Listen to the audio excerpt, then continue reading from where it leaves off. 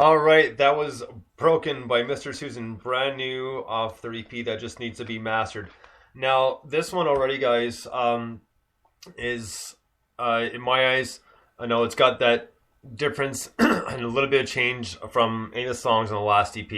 It's a bit more kind of bit more lower key and a bit more seems like a bit more kind of synth driven and Yep. but you still had that cool kind of like that that guitar kind of that kind of the stepping climb where it kind of just kind of building it up and they kind of hold it there and then kind of back down, but it's just got that nice kind of edge to it.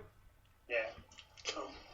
So with this song in particular, like, or just with a new EP coming out, I know since it's not officially out yet, we won't talk too much about it because I know you probably don't want to give too much away. But just for the songs that you guys have written, did you guys already have them written a while back? Did you write them after the first EP was done? Like, how did those work, or how those come about?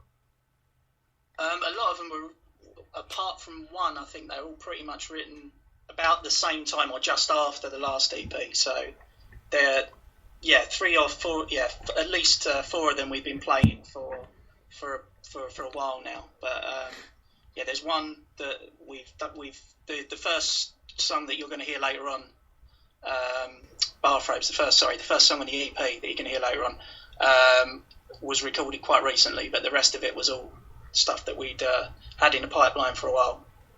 Now, I have to ask, just because even the song titles, which we did talk about briefly last time, the first interview, again, they seem to be weird titles. I mean, the songs are cool, but you seem to come up with the weirdest titles, and I think that's what attracts a lot of people to the band, is that these song titles are weird, but the songs are cool, even if they have nothing to do with the title. It's just like, obviously, Broken's not too far off, but the next one that you're talking about, we'll get to in a little bit. Bathrobes and towels. I mean, it just seems so random, right? It's like, explain to you how we got that title. Well, explain.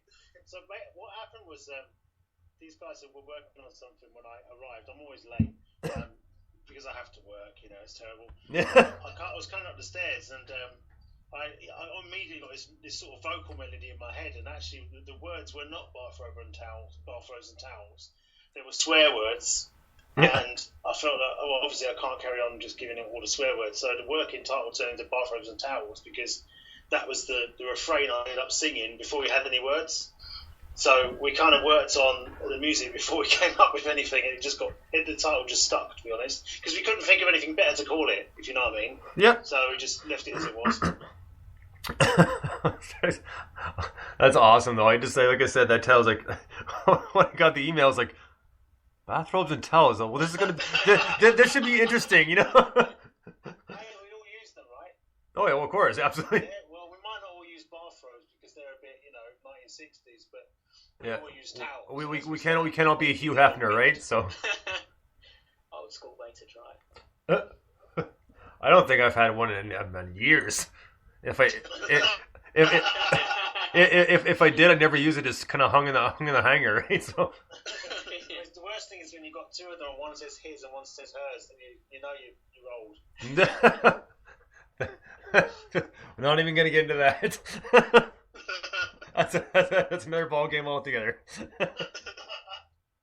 But yeah. So I was like I said, like, it was intrigued me right off the hop, and now this EP coming out, is it gonna be another kind of 5-song EP like the last one, or you can add a few more or drop a few, or? It's exactly the same amount of songs. It's 5 songs. It's probably even the same length, more or less. More or less, yeah. It's just called something different. Yeah, not by design, just by complete accident, really. We have got a name for it. Okay, well, it's not as impressive as the first. It's not as impressive as the first one. But it's intriguing. Is it? Would you like to know what it is, Doctor? If you're going to divulge it, absolutely. It's going to be called Man Noise. Then. See, now that's a title I can dig, because We just thought the way that came about was funny because we were doing some artwork for the EP at my place. My missus had to go to bed and she was tired, and she said to me, if I hear any man noise, I'm going to kick you all out. I thought, fantastic, man noise done. So and it's sort of it's a noise made by 4 men. So why not? Yeah, no kidding. I can imagine. That's awesome. Thank you. Now go to bed. Yeah. One anecdote. Yeah. And you know what? With you know what? You're actually there was another band that they got the name because of their girlfriend or wife, like a cool band out of UK called the Queen's Minions. came from because of the guy's wife. They said, well, you know, she kept on asking to get her drinks, and she goes, "Oh, you're all my minions." She's like, "That's a great idea, the Queen's Minions." So awesome, man. Nice. That's gonna be that's a seller right there, just on the title alone. Yeah, and you just imagine it being said in a kind of 80s voice, man, noise. You know what I mean? Now, I see that he would give me a cool T-shirt too. You know how many guys would buy that shirt? Yeah, great idea. I think we should get some T-shirts made for our next gig with man noise on. Keep everyone guessing. Yeah. Definitely be one I'd be first in line to buy. Well, we'll send you one if it ever happens. Don't worry about that. Yeah, it's wear it around Toronto or London, wherever you live in Canada. Yeah, people no. have to ask you, what's the man noise about? Yeah. Tell me the man noise. It'd just be like quick reference, old show Married with Children with a No Ma'am shirt. Remember the guy had a clubs called No Ma'am, and pretty much that was all the guys because their wives were paying the ass and that sort of thing. So the club was called No Ma'am. They had a shirt that said No Ma'am. It was awesome. Can't remember what it stands for right now, but that's not important. But yeah, so we're gonna get to the next song in just a few more minutes here. Since the EP is just needs to be mastered, do you guys have any idea of a release date or anyone that you're specifically planning for? We've got well, we've got a gig on the 4th of October at a place called Third. Don't come on the 4th. We won't be there. On the 3rd of October, a place called the Road Trip and the Workshop in London, and we're presenting a night of new bands. So it's us plus three bands that we really like. There's one called Perfect Cluster, which is our Italian maestro Ian's other band from Italy. We have a man from Exploded Than You, and a brand.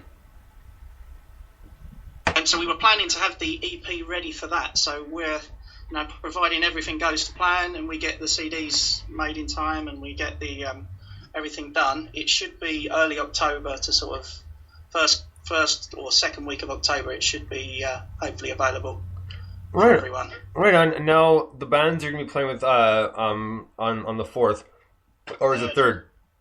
Third. Sorry, I made the same mistake. On the 3rd, have you guys played with these bands before? I mean, or like, is this like a first time thing? Well, yeah. Well, Ian obviously we know very well, so we've heard their stuff. We've never actually seen it in the flesh because they've obviously been in Italy. The other two bands, Exploded Than You, are a math rock band that were previously called, if I can say this on your show, I don't know, Bastard Ice Cream. Yep, that's fine. From Brighton. So they're people that were in that band that have started a new band. And Creature Box are a brand new band. So it's their debut gig. So no one will have heard them before. Oh, perfect. No, I was just curious because a lot of times, when bands play together, it's not always it's bands you may know, but like you've either never played with them before or and sometimes there can be clash. So sometimes the show can be a lot of fun. You go out, you do your set, you got a great set, and while you're waiting in mute time with their bands, and sometimes they just are we'll call it standoffish to be polite. Yeah. So that's what we're trying to avoid. We got a bit fed up with some of the promoters that we've been playing for, sort of throwing us on a bill with, folk singers or things that just didn't go, and decided that we were going to 80s metal or stuff like that didn't really work with what we were doing. So we decided we were going to try as an experiment of putting some nights on of our own That's how it started, sort of Fugazi style, you know. So that's really bizarre. do your own thing. What promoter in their right mind would stick folk rock with kind of a band's kind of techno karaoke as well, which was quite an experience. How's that fit in with prog punk rock? I don't see the connection at all personally. Out of the hat, don't they? They just pick bands out of the hat. And we used to be very obliging, and if anybody ever asked us to play anywhere, we would just do it. Right. And it got to the point where we just played so many gigs, you can't get everyone to go to every gig all the time. But we kept going, playing gigs for this guy, thinking, something would come out of it, and he'd end up, delivering on a decent lineup for us in a good venue, which would already had kind of lots of people in it. I know we were dreaming. I know that is a dream for most people. But it never materialised, so we just ended up playing with whoever we were playing with, and not only were they not the same sort of bands, but they kind of weren't the same sort of people either. They were quite a lot of self-obsessed kind of people take themselves very seriously when they're in, kind of dark, moody bands that try and sound like Interpol badly. No, I can definitely see that, because I just when you tell me some of the other bands that you guys play with, it's like that doesn't make any sense at all. I'd be kind of really confused. I mean, that's kind of quite it's very, very common in London, because it's kind of saturated with venues, and places don't really make any money unless they put the music on nowadays, especially not in town, because obviously rents are really high in London. It's kind of the most expensive place to live in the world, more or less. Right. So because there's so many people trying to make a go of it, it just gets diluted, and people get desperate, don't they? So they pay a promoter to get some people into the door, and the promoter runs out of ideas, and then ends up just kind of picking whichever band will come and play, just basically to fulfill the contract. No, I guess it makes sense in that respect. I mean, I obviously don't think of all sides, but I just initially think of groupings that I would put together. Like, I mean, obviously I'm not I promote, but not on the venue side of things. But I kind of like to keep a certain kind of a categories together. I mean, granted, I do have eclectic mixes on my Music Saturday, but I still kind of try to group them together, so it's not one spectrum to the other, like right at the hop, because I don't want someone sitting there going, "Oh, this is really cool." Then, what the hell was that? It's like, so. We were usually, what the hell was that? But it's interesting because we would always be. I mean, other bands, the other bands would always kind of. We always used to we stuck out like a sore thumb because we were so different to a lot of the bands that were on, but they'd always come up to us and tell us how much they sort of, to quote an Americanism, dug us. So I don't know, it's weird, and even the ones that were a little bit self-obsessed were begrudgingly saying how much they like watching us play, but we just end up playing to other bands, and it's not the way to go. Well, you know what? From what, like I said, I've seen that. One link you sent me for a show he played probably about a year